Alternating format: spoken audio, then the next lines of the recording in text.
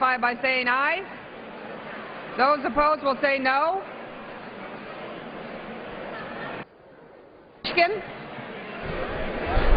Madam Speaker, we request a recorded vote.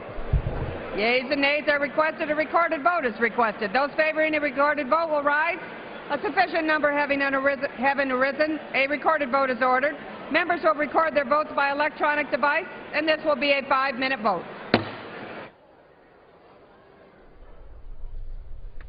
This is the final passage vote on the 2013 Intelligence Bill, the bill that authorizes funding for U.S. intelligence agencies and programs.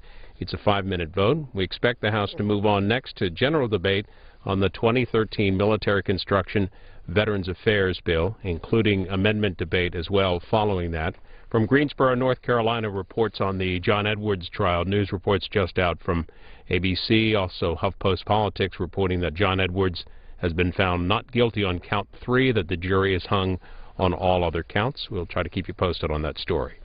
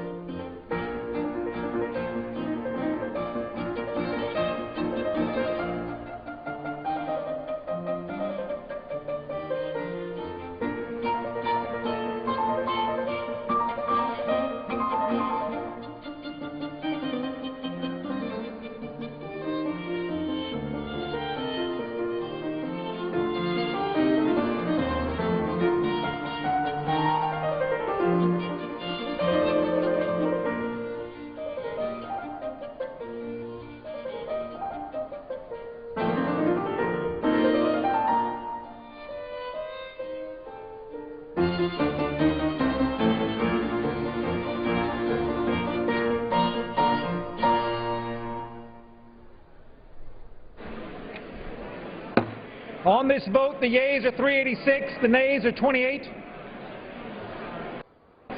The bill is passed. Without objection, a motion to reconsider is laid on the table.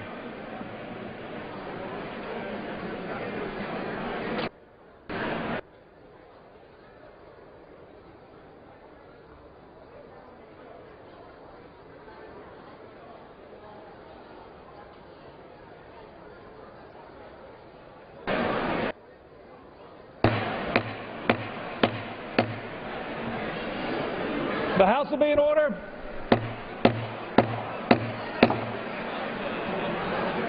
Members are asked to remove their conversations from the floor.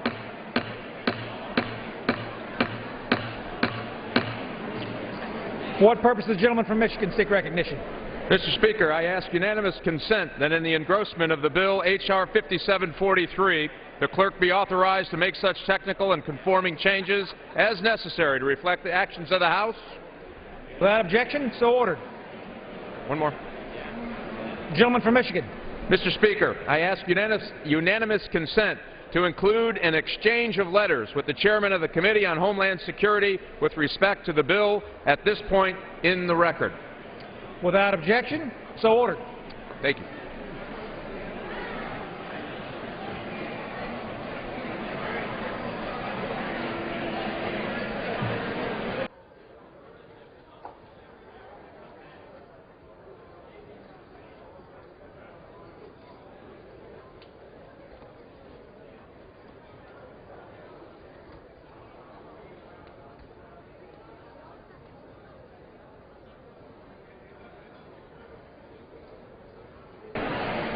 That's trash now, Monica. I just kept it here just to give me something to...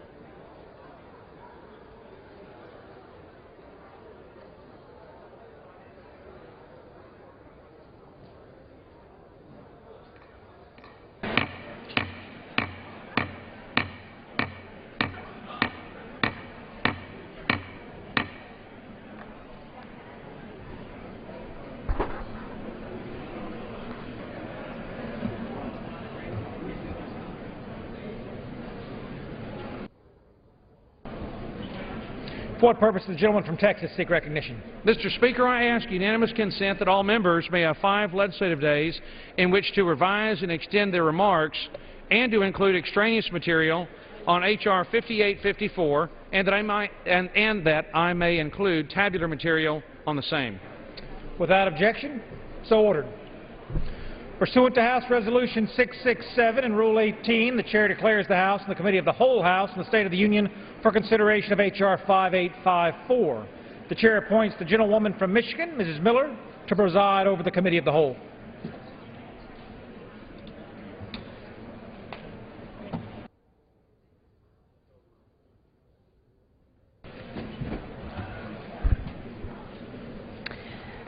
The House is in the Committee of the whole House on the State of the Union for the consideration of H.R. 5854, which the clerk will report by title. A bill making appropriations for military construction, the Department of Veterans Affairs, and related agencies for the fiscal year ending September 30th, 2013, and for other purposes. Pursuant to the rule, the bill is considered read the first time. The gentleman from Texas, Mr. Culbertson, and the gentleman from Georgia, Mr. Bishop, each will control 30 minutes, and the Chair now recognizes the gentleman from Texas. Thank you, Madam Speaker. I know that my colleagues feel the same way I do, that one of the most gratifying and rewarding parts of this extraordinary job that our constituents entrust us with is when we have an opportunity to... Gentlemen will suspend. The House will come to order. The committee will come to order. The committee will come to order, and members are advised to take their conversations from the floor.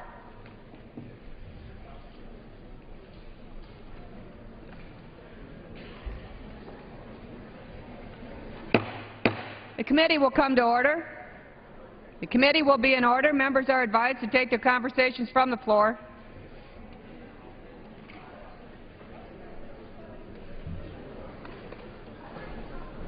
Thank you, Madam Speaker. The gentleman from Texas.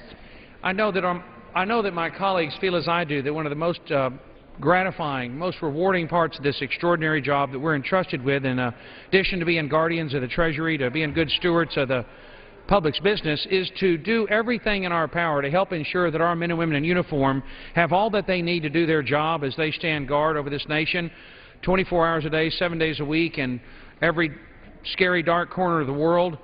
And today, Madam Speaker, it's my privilege, with my good friend from Georgia, Mr. Bishop, to lay before the House and I'll ask for its approval of the Military Construction and Veterans Affairs Appropriations Bill for 2013.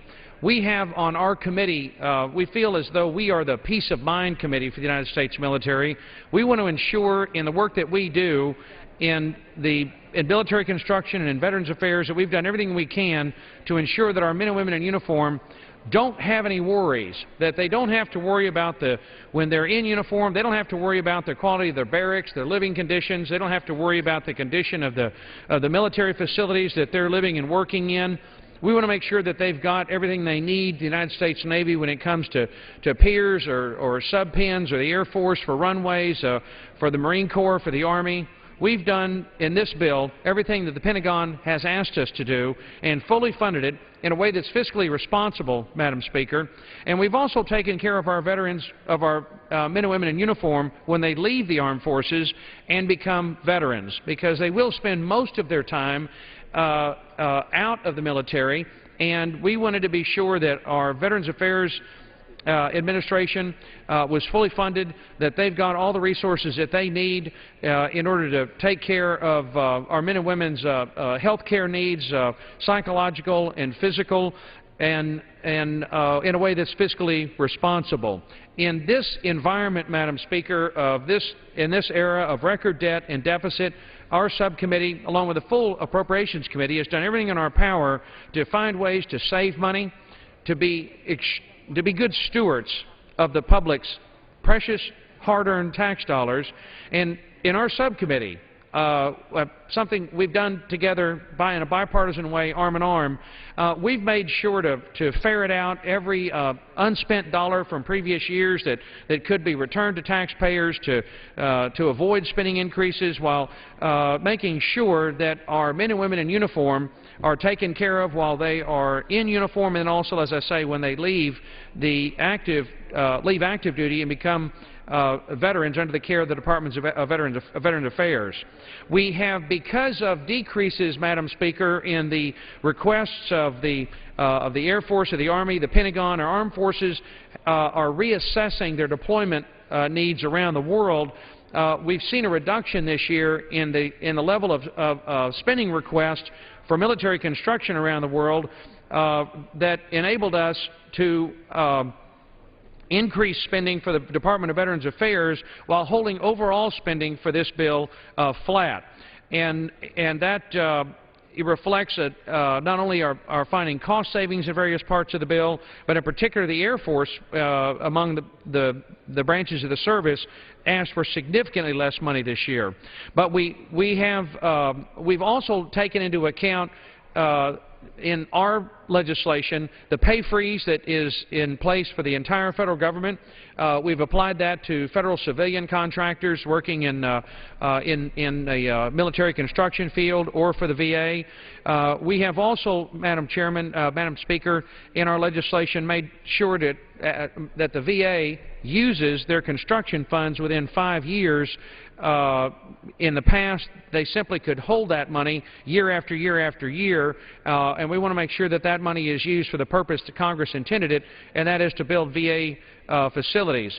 We've been able to find savings in a variety of other areas, Madam Speaker, all of which have permitted us to fully fund the request of the Pentagon in giving our armed forces around the world everything that they need to do their job without a worry in the world if they're out there on watch guarding the United States of America and protecting our liberty, our committee has made sure to give them as much peace of mind as possible. Two other things I want to make sure to bring to the Congress, to the members' attention, that is extremely important. At the Veterans Administration for years, there's been an effort to get a combined medical record when you're in uniform, on active duty. You've got one set of medical records with the Department of Defense, and then when you enter the Veterans Administration, that medical record is not compatible with the computer systems or the record-keeping systems at the Veterans Administration, which causes terrible inefficiencies and threatens lives, endangers the health of our men and women in uniform. And this committee has taken very seriously the task that Chairman Rogers has charged us with to ensure that we move the Department of Defense and the Veterans Administration as rapidly as possible to a unified medical record, so when our young men and women leave the active duty service, that medical record stays with them in the VA.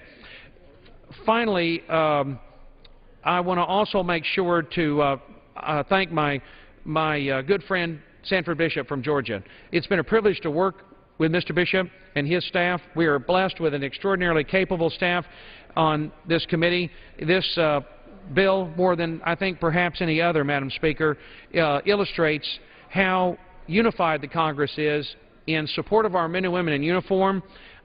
We have found common ground on every section of this bill, on every issue. We've worked together arm in arm to make certain that the men and women of the United States military can focus on their mission of protecting this great nation with complete peace of mind, knowing that the Congress of the United States is behind them and will support them in all that they do. And I will reserve the balance of my time. Gentleman from Texas reserves the balance of his time. The gentleman from Georgia. Thank you, Madam Chairman. I yield myself such time as I may consume. The gentleman's recognized. Madam Chairman, as you know, the allocation provides $71.7 billion for the FY 2013 Milcon VA bill, which is equal to the FY 12 enacted bill. In my opinion, the allocation is what we could have expected if the Republicans would have stuck to the bipartisan agreement that established $1.047 trillion as the committee's allocation. I've stated at every step of this process that I strongly disagree with the path that the majority has chosen to take.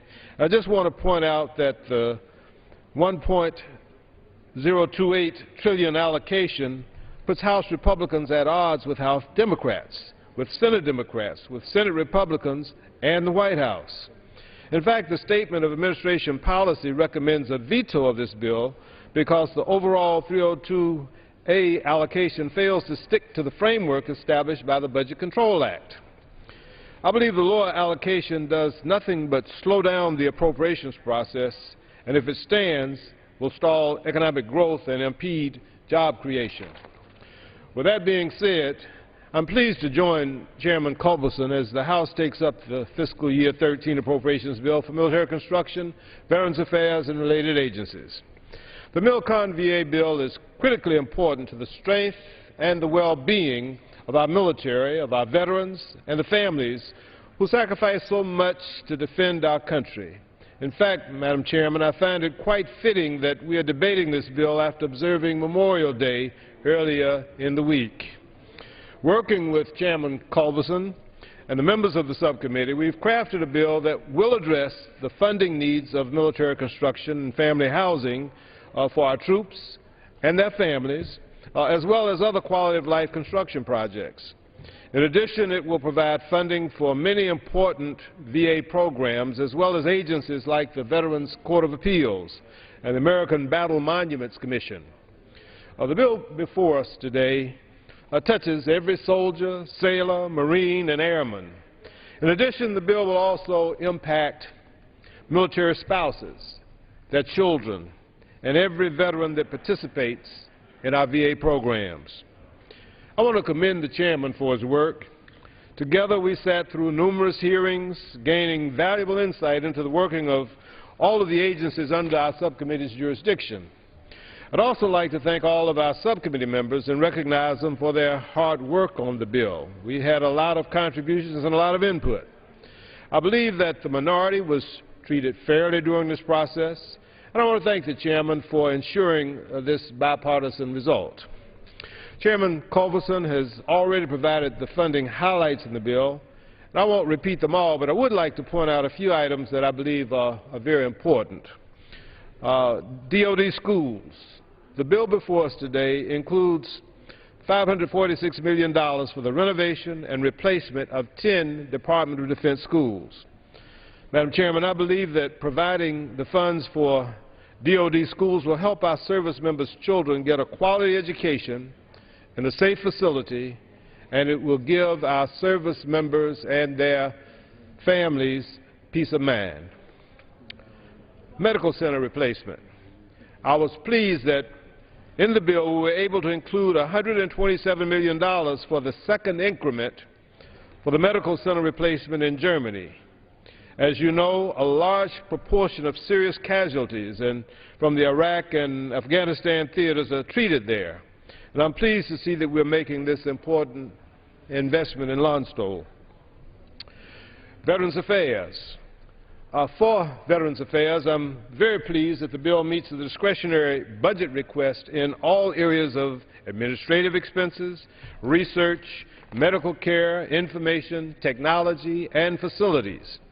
The bill contains $54.4 billion in advance appropriations for medical services, medical support and compliance, and medical facilities at the VA, which is $1.9 billion above the amount included in FY12. Madam Chairman, I strongly believe that advanced funding provides timely and predictable funding for the veterans' health care system, and they don't have to worry about the exigencies of a budget not being agreed to or appropriations bills not being passed for their medical care. Overall, the bill provides adequate funding for programs included in the bill. However, I'm especially troubled by one of them. Unfortunately, during the full committee markup, an amendment was adopted that essentially nullifies the decision-making ability of the Department of Defense to use a project labor agreement business model. The sponsor of this language believes that it doesn't limit the department from using PLAs. Unfortunately, that's not the case. I had the minority subcommittee staff check with the department regarding this language, and the department confirmed that if this bill is enacted with the current PLA language included, it would prohibit the department from soliciting bills for FY13 funded construction contracts, where as a condition of award, the awardee must negotiate a project labor agreement. In addition, we do not know the effect this language could have on other agencies included in this bill. Using the Milcon VA bill to address this issue is really the wrong place to do it. This language is purely an ideological and political provision that goes well beyond the scope of this bill. The Milcon VA bill has always enjoyed broad bipartisan support and avoided divisive issues like this one, no matter which party held the gavel. I believe that including this language will only cause unnecessary complications and does nothing to help our service members and our veterans. Madam Chairman, please know that as we continue through the process, I will work to address this issue because an item like this has no place in a bill that has always placed our troops, their families, and our veterans above ideology. Before I close, Mr. Chairman, Madam Chairman, I'd like to recognize the staff for all of the hard work and the time that they've put into this bill. From the Minority Committee staff, I'd like to thank Matt Washington, Danny Cromer, as well as Michael Reed and Chris Kahn from my personal office. And from the Majority Committee staff, I'd like to thank Donna Shabazz, Sue Quantius, Sarah Young, and Tracy Russell. I'd also like to thank Mr. Dix and Mr. Rogers, who serve as the distinguished ranking member and chairman of this committee and who set an extremely great example of how committees and ranking and chairmen should work together. There's a collegial atmosphere, although we do have reasonable minds disagreeing on several of the issues. But we work together collegially, and I thank the chairman and the ranking member, Mr. Dixon, Mr. Rogers, for their example in doing so. With that, I'd like to reserve the balance of my time. The gentleman from Georgia reserves his time. The gentleman from Texas. Thank you, Madam Speaker. It's my privilege at this time to recognize our chairman of the full committee, the gentleman from Kentucky, Mr. Rogers. Gentleman from Kentucky for how much time? 5 minutes. 5 minutes. It's I thank recognized. the chairman for yielding the time. Madam Speaker, I rise in support of this bill. Earlier this week, we celebrated Memorial Day, a day to commemorate those warfighters who made the ultimate sacrifice in the name of our great nation. I can think of no better bill to take up this week in honor of those heroes. We know the risks our troops take to fight for our freedom, and it's the duty of Congress to care for them accordingly. This bipartisan legislation ensures that our troops and veterans have the vital resources they need and deserve to fight successfully, have a sufficient quality of life, and stay healthy. This bill is funded at the same level as last year, $71.7 billion in discretionary funding for construction efforts here and abroad, and for veterans' health, job training, and disability and education benefits programs. Included in this total is $1.65 billion for military family housing, ensuring quality housing for more than 1.2 million military families. Also included is funding for the improvements of existing military medical facilities and the continued construction of new ones to ensure rapid and quality care for our wounded troops. As a result of savings from the planned drawdowns in construction and in declining BRAC costs, as well as rescissions of excess prior year funds and other efficiencies, we were able to increase spending on veterans' health discretionary funding by more than $2 billion while holding the line on overall spending. But these increases were not without stringent oversight. We know there are areas where the VA can improve, so we've required them to report on construction expenditures and savings and restricted them from taking certain spending actions without telling the Congress first. This bill continues to implement our committee-wide, indeed House-wide mission to smart, sustainable spending without negatively impacting our warfighters or vets.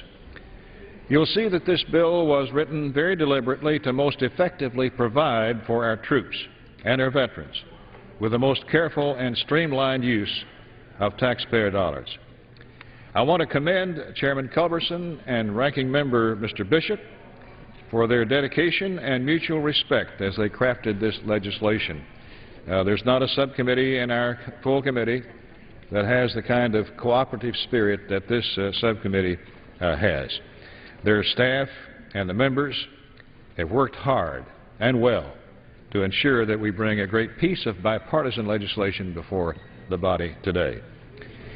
Last but not least, I also want to thank one former member of the subcommittee staff, especially for his tireless service, Tim Peterson, as he embarks on his retirement after more than 30 years of federal service. Tim was most recently the clerk of this subcommittee, and as a member of the appropriations staff has worked on veterans issues, among others, for almost 20 years. He also served on the Defense Subcommittee for 6 years. Before joining the committee staff in 1989, Tim was a budget analyst in the Office of the Navy Comptroller. Staff and members of the committee alike all agree that he was one of our best, knowledgeable, accurate, always professional. He was a very calming presence, Madam Chairman. No matter what was thrown his way, he always rose above the fray and the hardships in order to get things done.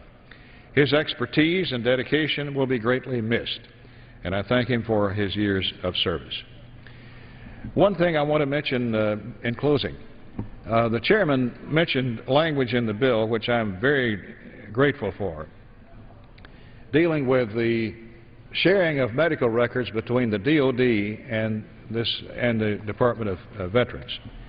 A few years ago, 2 or 3 years ago, I learned of a young soldier in my district who was hit by an IED in Iraq and was blinded in one eye and had some vision in the other eye, and when he was discharged, went to the Veterans Hospital because he was losing the vision of the other eye. And they were unable to help him because they didn't know what the military hospital had done when they operated in his forehead around his eyes. And they couldn't get the records out of the DOD at the Veterans Hospital to help him with his problem. The result was he lost the remaining eyesight. I ask for one additional minute. Please, yes, sir. Gentleman's recognized. He lost the vision of the second eye simply because the Veterans Hospital could not get access to the military hospital after he was injured, I assume, in Germany, in the hospital in Germany. That's unforgivable, that two federal agencies dealing both with military and veterans can't share records. And so the language in the bill, which I'm very grateful to the chairman and the ranking member for including, hopefully will force these two departments to mesh these medical records so that we can save lives and save soldiers and veterans from untold misery. As we remember those who lost their lives in battle, Madam Chairwoman, we're reminded that we can provide our nation's troops, our veterans, our military families with the programs and services they have earned as a result of their service and sacrifice. So I urge my colleagues to support this bill. I yield back. Gentleman yields back. The gentleman from Georgia. At this time, I'd like to yield to the gentleman from Washington, the distinguished ranking member of the full committee, for such time as he may consume. Gentleman from Washington recognized for as much time as he may consume. Madam Chair, I rise in support of the fiscal year 2013 Military Construction and Veterans Administration Appropriation Bill. This bill continues the strong tradition of bipartisanship and finding common ground as members traditionally work together to fund construction of military facilities and strive to improve the quality of life and care afforded to our veterans and military families. And I want to associate myself with the remarks made by Chairman Rogers about Tim Peterson. He was and has been one of our outstanding clerks on the committee. I've had the pleasure of working with him throughout his entire career, and we're going to miss him, but we wish him well in his future endeavors. I also would say that this subcommittee has a very strong staff, and it's great to see the way Chairman Culberson and Ranking Member Sanford Bishop have worked together. And I want to say also that Chairman Rogers is absolutely correct. We have to overcome this inability to get information between our military and defense hospitals and the private sector as well. We've got to do everything we can to improve the treatment of our troops. And since we have general leave, I'll put the rest of my statement in the record and yield back the remaining time to Mr. Bishop. Gentleman yields back his time. The gentleman from Texas. Madam Chairman, at this time I'd like to, if I could, yield 2 minutes to my good friend from Mississippi, Mr. Nunley. Gentleman from Mississippi recognized for 2 minutes. Thank you, Madam Chairman. I rise in support of this legislation. Commend Chairman Culberson, Ranking Member Bishop on their work, subcommittee on this bill. You know, earlier this week, we remembered Memorial Day, and many of us around the nation gave words in recognition of those that had paid the ultimate sacrifice in defense of freedom. It's altogether fitting and proper that we would do that. But our words need to be backed up with actions. This bill provides the action that backs up our words. In hearings before the subcommittee, we heard from Marine Corps Sergeant Major Michael Barrett. And in his testimony, his phrase echoed in my mind. He said that keeping the faith goes both ways. Well, our Constitution makes it clear that the obligation of our federal government is to provide for the common defense. This bill keeps the faith for those men and women that are providing for that common defense. We make sure that our military has the resources and the facilities needed to train, to house, to educate their families, to equip our service members. But it also makes sure that we have the resources to provide health care and benefits to those veterans that have served. And make it quite clear, we're not giving those veterans anything. They have earned every bit of it. They honored their commitment. It's important that the nation honors our commitment back to them. And while this bill keeps the faith with our military, it also keeps the faith with the taxpayers. We're doing our part to curb spending by funding those departments at a more responsible and effectively used level. It provides an increase in funding for veterans' health care, but by cutting military construction, we will provide level funding, and that's a responsible thing to do. Thank you, Mr. Chairman. Gentleman's time's expired. The gentleman from Georgia. This time I'm happy to yield 2 minutes to the gentlelady from California, Ms. Lee. Gentlelady from California, recognized for 2 minutes. Thank you very much, Madam Chair. First, let me thank you, Congressman Bishop, for yielding time and also for your very thoughtful and steady leadership as our ranking member on this Appropriations Subcommittee. We appreciate your leadership. Also, I want to thank the Chairman and, again, our ranking member for your bipartisan efforts, and also for including language in this bill which would require the Department of Veterans Affairs to report to Congress detailed plans to eliminate the backlog and improve the accuracy of the claims process within 6 months. I introduced this language because first I just have to say, as the daughter of a military veteran, I know firsthand the sacrifices and the commitment involved with military service.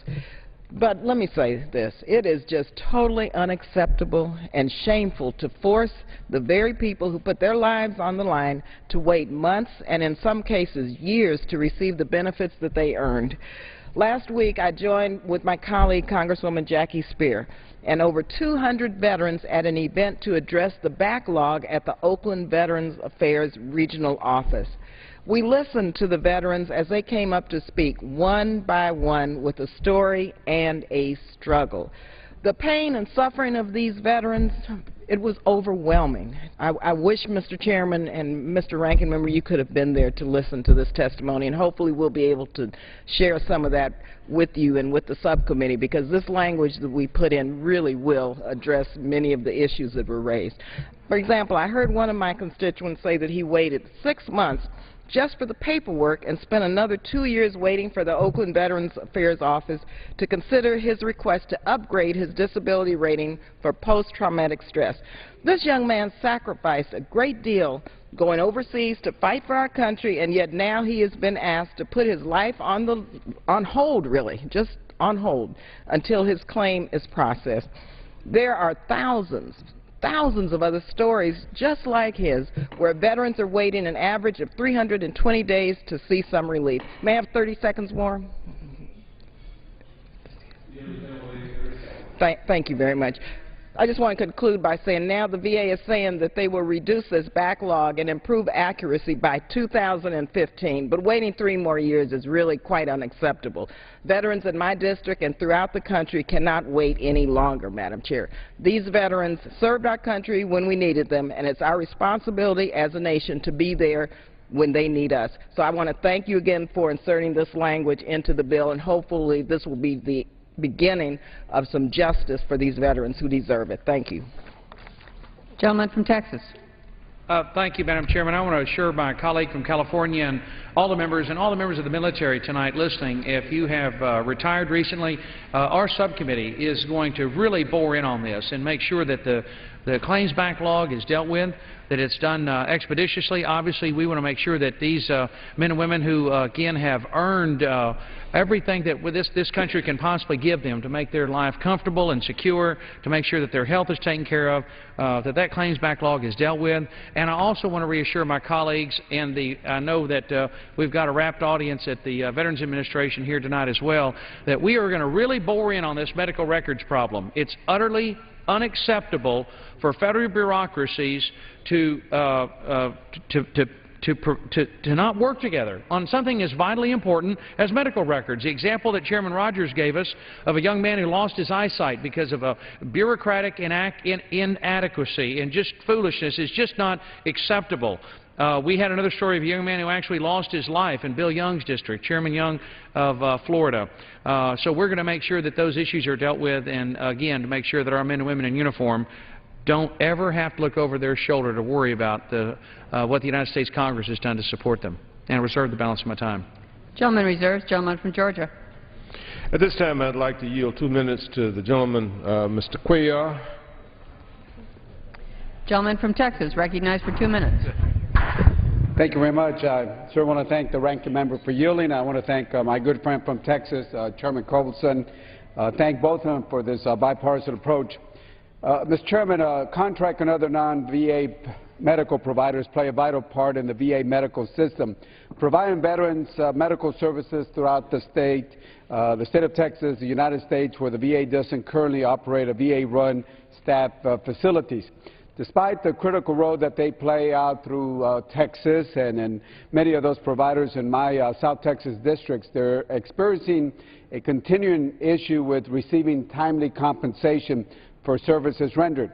Many of these past due claims are well over 60 days past due. Non-VA medical providers are dedicated in providing the highest quality medical care possible to the veterans, providing them choice.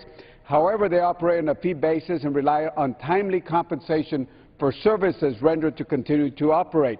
If these providers are unable to receive timely payments from the VA, economic reality will eventually force them to stop providing services to the veterans. A factor that further complicates this situation is the VA overall lack of responsiveness to inquiries from the medical providers or even to members of Congress about past due medical payments. Mr. Cuellar, absolutely. We're going to bore in on this. MD Anderson, of course, is one of the nation's greatest cancer centers. We've had complaints and concerns expressed to my office about the slow pay of the Veterans Administration for MD Anderson's treatment of VA patients, and absolutely we're going to get to the bottom of it, and there's just no excuse for it. If services have been rendered, and clearly MD Anderson, again, if you're lucky enough to be treated by MD Anderson, they're the greatest in the world. We're going to make sure that they're paid promptly. I understand that they're currently owed, MD Anderson is currently owed over $1 million. It's just not acceptable. Thank you. We'll do everything we can to help. And I also want to thank you. Gentleman's time's expired. Gentleman's time's Gentleman, expired. 30 seconds. Gentleman's recognized for 30 seconds. Yielding to the gentleman from Texas. Thank you. I also want to be sure to thank my colleague, Mr. Cuellar from Texas, and how much I've enjoyed working with him over the years in securing our border in Texas. And we've got language in the bill which Mr. Cuellar suggested to encourage the Army National Guard to work with our Border Patrol and law enforcement authorities on the border in a cooperative way to ensure that the laws are enforced, because, of course, we want that border to work securely and fairly so we get that strong economic growth back and forth while keeping out the criminals and the gun runners. And, Henry, you've been a leader in this effort to secure the border. It's a privilege to work with you on this. Thank you, Mr. Chairman. Ranking member. Gentleman's time's expired. The gentleman from Texas. Madam Chairman, at this time I'd like to yield 2 minutes to my good friend from Kansas, Mr. Yoder. Gentleman from Kansas, recognized for 2 minutes. Well, thank you, Mr. Chairman, and I just want to join the chorus of those who appreciate the work done on the Military Construction and Veterans Affairs Committee. The work by Chairman Culberson, Ranking Member Bishop, is a true spirit of bipartisanship, and it shows what we're capable of when we work together towards a common goal. It's hard to think of an issue more important than honoring our nation's veterans, those men and women who stood in the field of battle, who assumed the call of duty, served admirably, protecting our nation and protecting freedom and liberty around the world. And so this committee and this appropriations bill is important to me. As a freshman member of the committee, I can think of no better place than to be in a position to help advocate for our men and women who serve their country. After that service is concluded, it's our responsibility as a nation to honor that commitment by ensuring that the benefits are high quality and that the access is available to those who it was promised to. I commend the committee for working with the Veterans Affairs Department and other areas of the government to find and ensure that our constituents and folks across this country who served receive the benefits they were promised, and they receive the access and quality, and all sorts of things from physical to mental health care to our facilities, making sure they're quality facilities, renovated, and that the men and women receive the care they were promised. Because these benefits are earned, not given. And that's a topic I think that's very near and dear to these veterans, is that these services were earned in the field of battle, they were earned through service, and they are our responsibility and our duty to honor that commitment. So I look forward to continuing to work with the committee, look forward to working with members of both parties as we continue to do all that we can, and I join the efforts of the chairman to ensure that resources are going to the proper spots, that it's being done quickly and adequately, and that we don't have veterans waiting and waiting forever to get the services they were promised. It's our duty and responsibility to honor that commitment, and I'm here to stand in strong support of the budget that the committee's put together today, and I yield back. Gentleman yields back. Gentleman from Georgia. At this time, Madam Chairman, I reserve the balance of my time. Gentleman reserves. Gentleman from Texas. Gentleman from Texas. Madam Chairman, at this time, do we want to do this? Madam Chair, at this time I'd like to yield to the distinguished gentleman from Pennsylvania for the purpose of a colloquy. Gentleman from Pennsylvania. I thank the chairman. Madam Chair, let me thank Chairman Culberson for his excellent work on this important bill, which funds our nation's military construction projects and provides support to the infrastructure that serves our nation's veterans. The Veterans Affairs campus located in Butler, Pennsylvania provides critical health care services to veterans across western Pennsylvania. 2 years ago, I worked with my colleagues to provide $8.5 million to make improvements to the campus to ensure the veterans in our community receive the best care in the most up-to-date facilities. Despite these improvements, the VA has plans to move forward with construction of an off-site health care center. And while this is a laudable initiative by the VA, many veterans in our community are worried that the construction of this new center will lead to the elimination of services that are currently available to them at the Butler VA, which is a valuable asset to the community relied upon by veterans throughout western Pennsylvania. Valid questions about the rationale behind constructing a new facility have been raised in the veterans community, and their input should be heard. Any new off-site facility should complement, not replace, services currently provided at the Butler VA campus.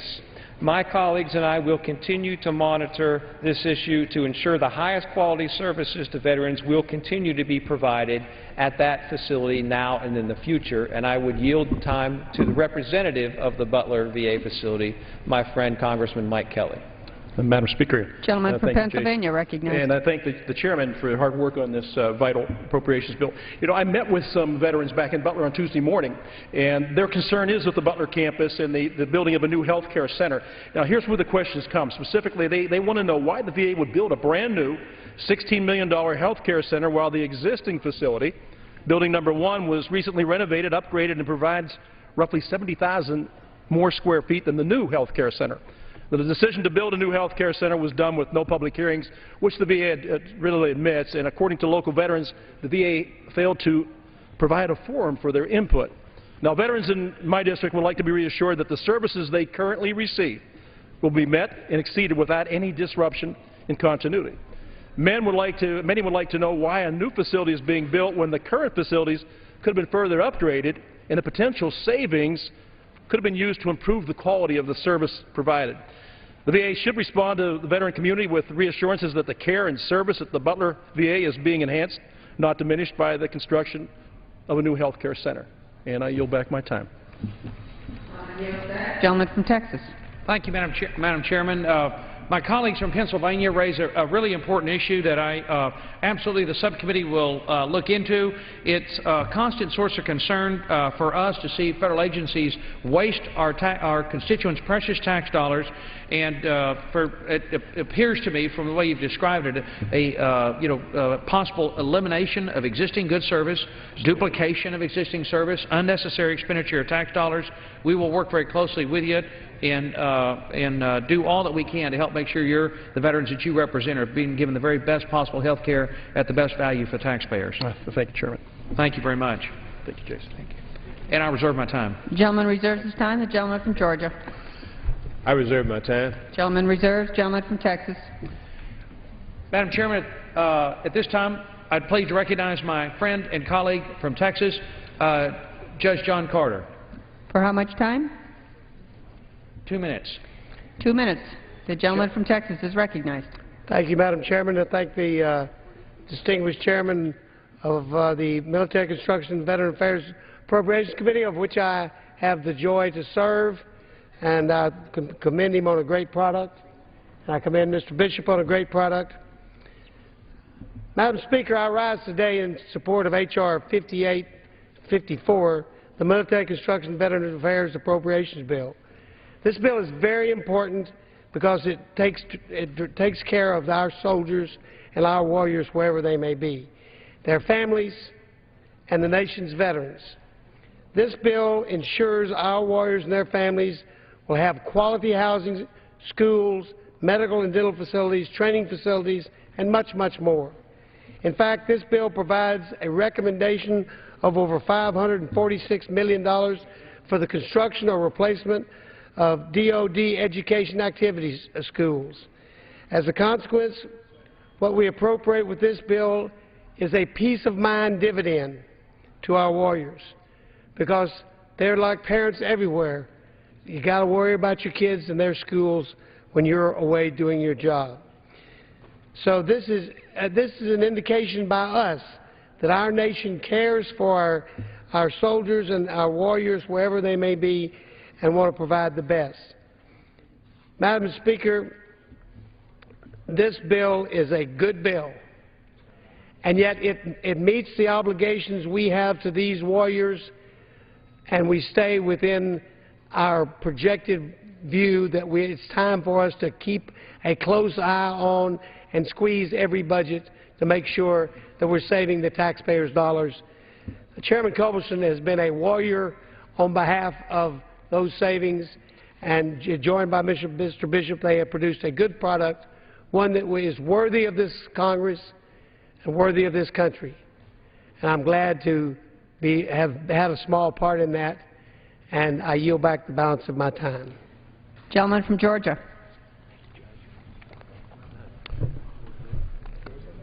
I reserve the balance of my time. Gentleman reserves. Gentleman from Texas. Madam Chairman, at this time I'd like to engage in a colloquy with the distinguished chairman of the House Transportation Committee, Mr. Mica of Florida, and I yield 2 minutes to the gentleman. Gentleman from Florida for 2 purpose. minutes. Well, thank you so much, Mr. Culberson, for yielding to me. I appreciate the gentleman yielding for the purpose of this colloquy. Mr. Chairman, as you may know, the new Veterans Administration Medical Center under construction in Central Florida has experienced some serious delays and possible cost overruns that have raised significant concerns for Florida veterans who have earned and deserved this facility. With Florida's growing veterans population and more returning veterans to our state from current conflicts, this facility is in fact key to keeping our pledge to aid those who served our nation. It is important to clearly state the intent and the serious commitment of Congress that this new facility should be completed as soon as possible, and also make certain that we do everything in our power to ensure that the federal resources necessary are available to complete that project. Is this your intent? Yes, absolutely, Chairman Mica. We're going to ensure that there are enough federal resources to complete that veterans facility, but also to ensure that we're good stewards of the Treasury, and that our tax dollars are spent wisely and carefully, and we're going to make certain that the VA is not wasting money and not engaging in cost overruns, sir. Well, thank you, and I'm so appreciative of your commitment and support. This is very important to our veterans, and we are most appreciative of the commitment you've made to Central Florida and those that have served our nation, not only on this, but all the projects. Thank you, and I yield back. Thank you, Chairman Mica. You've been a stalwart leader on behalf of veterans for many years here in Congress, and thank you for bringing this to our attention. The subcommittee is going to give it our full attention and make sure that facility is built in a way that's cost-effective and takes care of your veterans. I thank you again. Ready to reserve the balance of my time. Gentleman reserves. Gentleman from Georgia. Madam Chairman, we have no more speakers, and I'm prepared to yield back the balance of our time. Gentleman yielding back the balance of his time. Gentleman from Texas. Madam Chairman, as we wrap up the opening part of this bill, I think it's important to point out to the members of the House, to the country, that this is the third appropriations bill that has been brought to the House floor under the leadership of Chairman Rogers. The third appropriations bill that's been that we've brought up as a new majority in the House. And this, to my knowledge, is the first time in American history that there have been 3 successive spending bills in a row. Yes. One wouldn't want to mislead the House. This is the second bill. We're going to get to the third bill, but this is number 2. Well, what I was remembering, my good friend Mr. Dix, is when we first came in the spring, I think there was a omnibus bill that had to be dealt with. That was last year. Yeah, that was 11. H.R. 1. We remember it. It was 800 amendments, 600 on your side, 200 on our side. What we've done, I know, on this committee is work arm in arm to find ways to solve the nation's problems. And we're going to get the third one up tomorrow, or maybe tonight even. We are indeed, and we're going to finish this bill tonight, Mr. Dix. But it's important to point out, I think, that Chairman Rogers, I think, deserves a great deal of credit. This committee has worked. We have searched every nook and cranny we can of the federal budget under our jurisdiction to save every possible dollar we can. And this is the first time and certainly in my memory, in my knowledge of American history, that we've had multiple appropriations bills in a row that have reduced federal spending. Our constituents want us to do, obviously, far more, but when it comes to the military, when it comes to Veterans Affairs, we have worked arm in arm to save every possible dollar, while at the same time preserving the quality of care for our veterans in the VA health care system and in the armed services of the United States. When they're in uniform, we have made certain that all of their needs, when it comes to housing, when it comes to their education of their kids, when it comes to the caliber of the facilities that they have to live and work in, that they are taken care of. And it's our privilege to bring this bill to the House tonight in a bipartisan fashion. And I yield back the balance of my time, and I believe we'll now move into the amendments. All time for general debate has expired. Pursuant to the rule, the bill shall be considered for amendment under the 5-minute rule. And during consideration of a bill for amendment, the chair may accord priority in recognition to a member offering an amendment who has caused it to be printed in the designated place in the congressional record.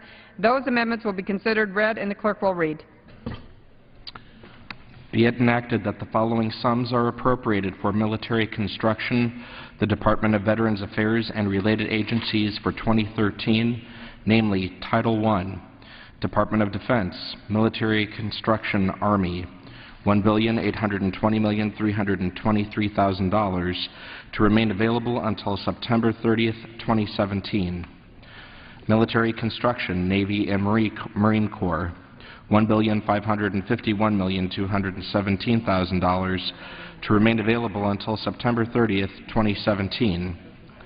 Military Construction, Air Force, $388,200,000 to remain available until September 30th, 2017.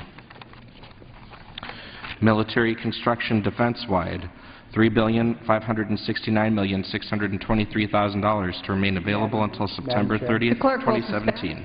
For what purposes, the gentleman from Oregon?